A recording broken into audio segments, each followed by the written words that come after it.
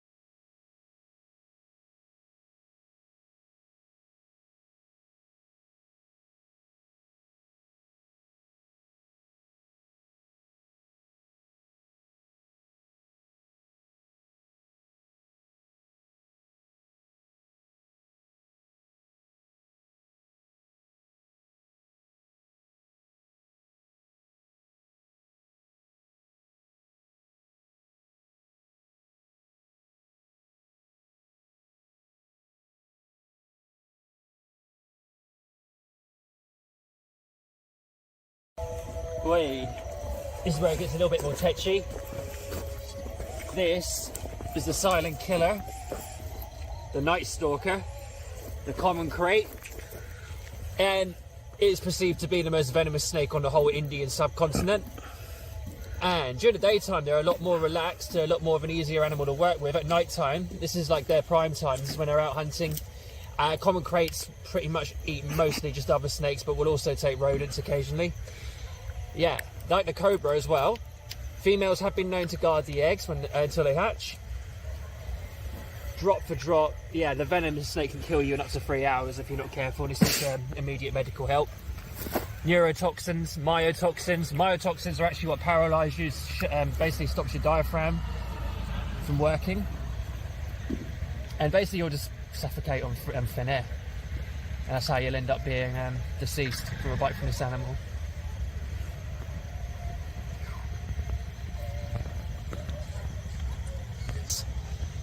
Hexagonal scales that run all the way down the body, all the way down the spinal column.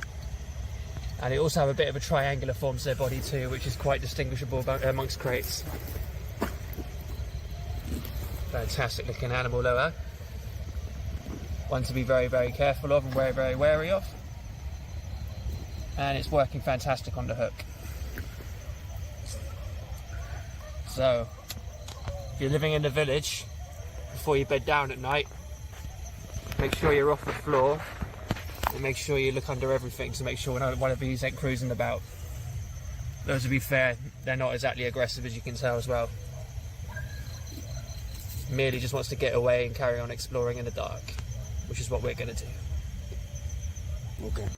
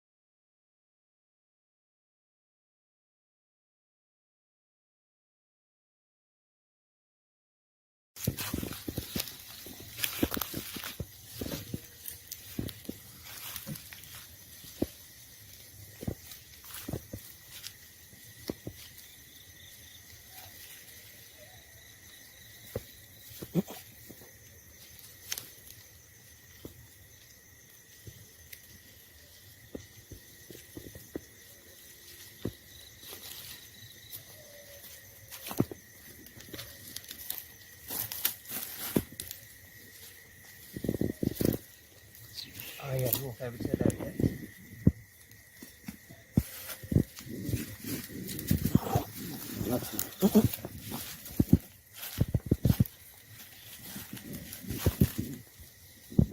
Why are you being such an annoying snake to work with?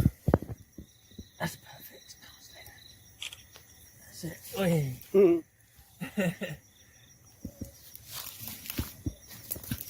Alright, go up there, all the best.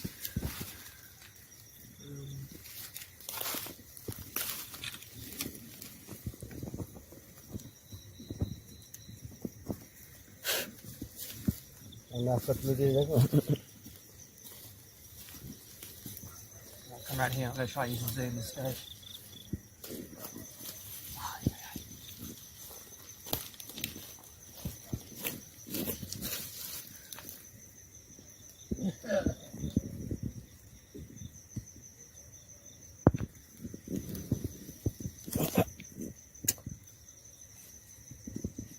God, you've got eye shine on him.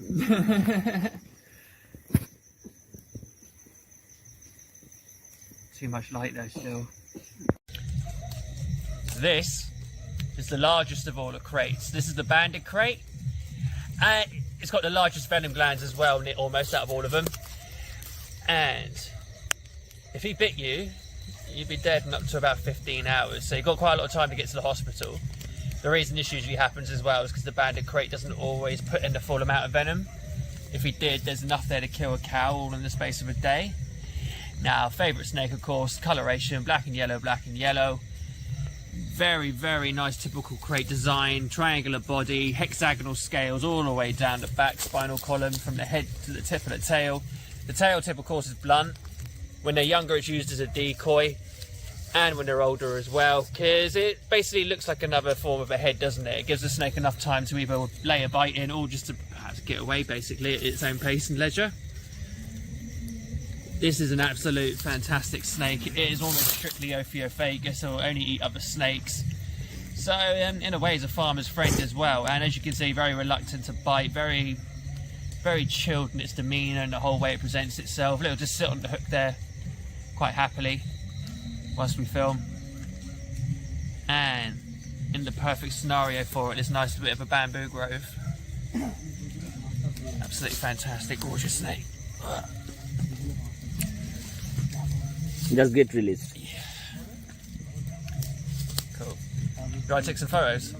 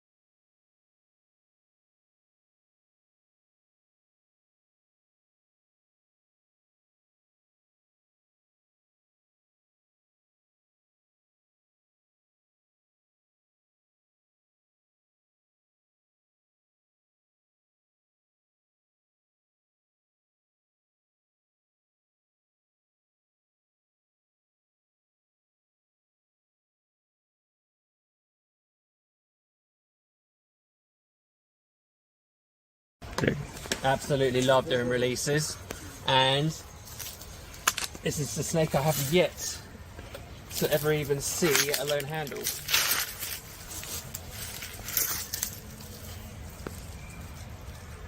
a common bronzeback snake, common tree snake found throughout India.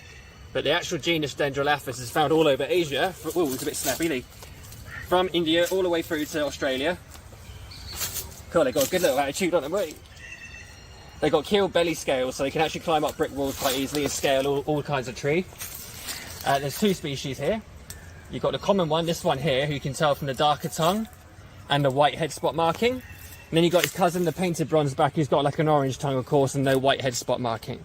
Another way you can tell the difference as well is if they're dead, you can check their maxillary teeth, which will number different between species. Now, he's very, very, very keen to go. If I hold him up like this, he's going to climb up into the tree for us and show us all his balancing skills. Here we go. Like a non-venomous black mamba.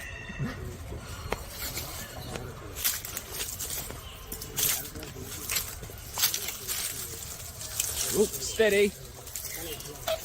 And he's off.